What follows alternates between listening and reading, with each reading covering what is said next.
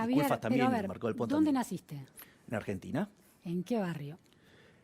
Nací en Palermo Viejo, cuando Palermo Viejo no era un lugar Bien. acomodado. Ciudad de Buenos Aires, un barrio de clase media trabajadora, podía ser. A ver, digamos, o sea, si querés ir sobre mi historia personal... sí. No, te cuento. Mi papá trabajaba en un colectivo. Bien. Y Trabajador. rompiéndose el alma... Bien. ¿Sí? Rompiéndose el alma día y noche, trabajando hasta, Bien. digamos, en los feriados, trabajando en Navidad, trabajando en Año Nuevo, ¿sí? Así logró comprarse medio colectivo y después un colectivo y así sucesivamente. O sea, el auténtico sueño americano. Si hubiera aparecido el señor Alberto Fernández y le hubiera, digamos, que desprecia el mérito, le hubiera quitado eso que estaba ganando y, ¿sabes qué? Hubiera quedado estancado permanentemente. Ahora, Javier, un trabajador esforzado de la Ciudad de Buenos Aires, en un barrio de clase media trabajadora, logra concretar sus sueños. Ahora, ¿qué pasaría si este padre nace o si este hijo nace en una villa de emergencia de las más sórdidas, con las condiciones de vida más deplorables que abundan en la Argentina, ¿no? Hay 40 y pico % de pobreza, 41% de pobreza.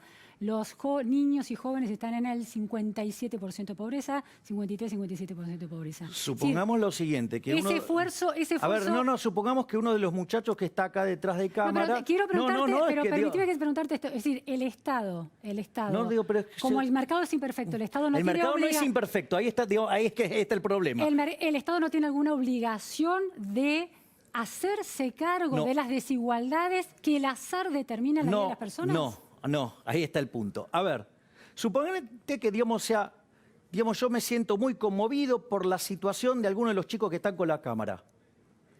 Entonces a mí, digamos, si miro tu situación y me parece profundamente injusta, ¿vos cómo tomarías que yo saque una 9 milímetros, la ponga en tu cabeza y te diga, dame tu dinero, es para hacer caridad con él?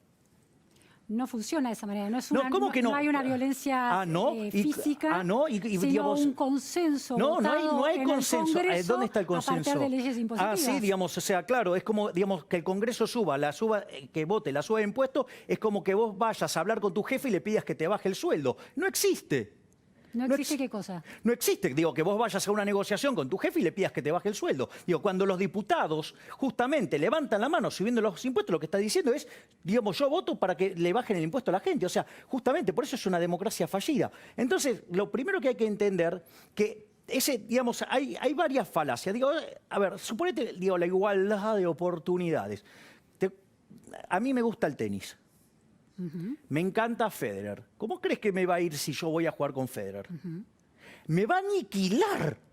Literalmente me va a destrozar. Entonces, para que tenga igualdad de oportunidades, ¿qué proponemos? ¿Cortarle un brazo a Federer y medio pedazo a una pierna?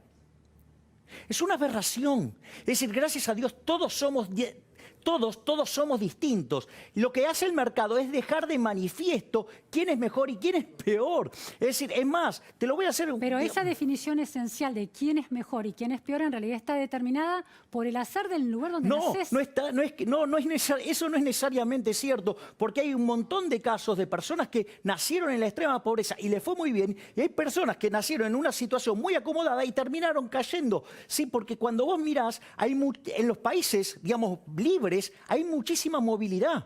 O sea, cuando vos tomás los que eran más ricos en Estados Unidos al inicio del siglo XX, no son los mismos que eran a mitad del siglo, y tampoco los que eran a final del siglo. O sea, hay una movilidad enorme. Es decir, un sistema, digamos, de esas características genera que haya mucha movilidad.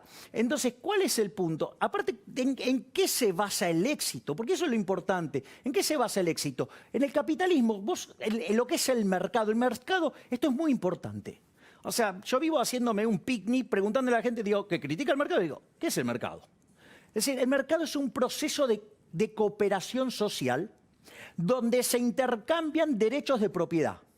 Ejemplo, ¿me entendés? Vos sos la dueña de esa tableta, ¿sí? Y entonces yo te digo, te la quiero comprar, Luciana. Entonces empezamos una negociación.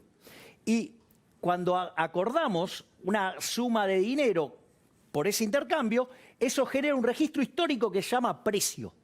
El precio es una señal que se transmite al sistema donde los agentes se coordinan, o sea, algunos serán compradores, otros serán vendedores. Y si hay discrepancia entre oferta y demanda, digamos, cambiarán los precios. Entonces, cuando vos te empezás a meter con la propiedad, ¿sí? Que es el eje central de la intervención del Estado, es meterse con el derecho de propiedad en mayor o menor medida, lo que empezás a hacer es contaminar la señal de precio. Un Estado que funciona también protege el derecho de propiedad, ¿no? Depende de qué tipo de estados definas. O sea, a ver, por ejemplo, los liberales tenemos distintas definiciones. O sea, hay liberales clásicos, hay liberales, digamos, libertarios minarquistas, que solamente consideran la existencia del Estado para seguridad y justicia, y los hay anarquistas. O sea, yo filosóficamente, o sea, normativamente soy anarquista, en términos positivos, en términos prácticos, soy minarquista.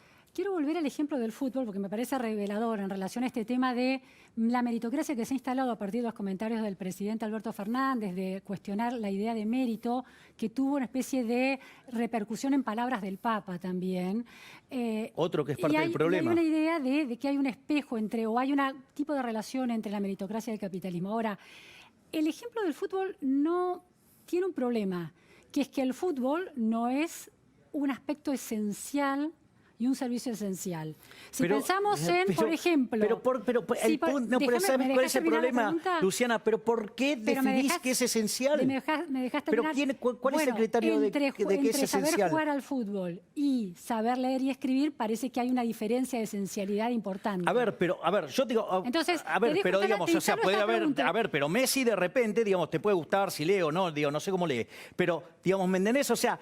Ese es el concepto de mercado, satisface a millones de seres humanos. No estoy cuestionando a Messi, me parece buenísimo Messi, ¿no? Dios, yo lo adoro a Messi. Estoy diciendo que para pensar una sociedad que tenga aquellas necesidades básicas satisfechas, como por ejemplo el acceso al alimento, por ejemplo, el acceso a una vivienda digna, o la educación. Pero fíjate, la pregunta que te quiero hacer pero el pregunto es que esos derechos alguien lo tiene que pagar. Bueno, la pregunta... Entonces, si alguien lo tiene que pagar... Digamos, el punto es, ¿quién lo paga? Bueno. Es decir, entonces, digamos, y si vos estás obligando que alguien sí lo pague a punta de pistola, eso está mal, moralmente está mal. Está mal, digamos, robarle a alguien para dárselo a otro. ¿Y quién define qué es esencial? ¿Quién define qué es la canasta básica de alimentos? ¿Quién es el que define la vivienda esencial? Javier, consideramos que educar a la población en el ejemplo sarmientino que vos señalaste como una especie de vanguardia liberal. Sí, pero digo, la educación pública gratuita y no, pero es que la educación pública era un tema clave. No, la educación pública se convirtió parte del problema.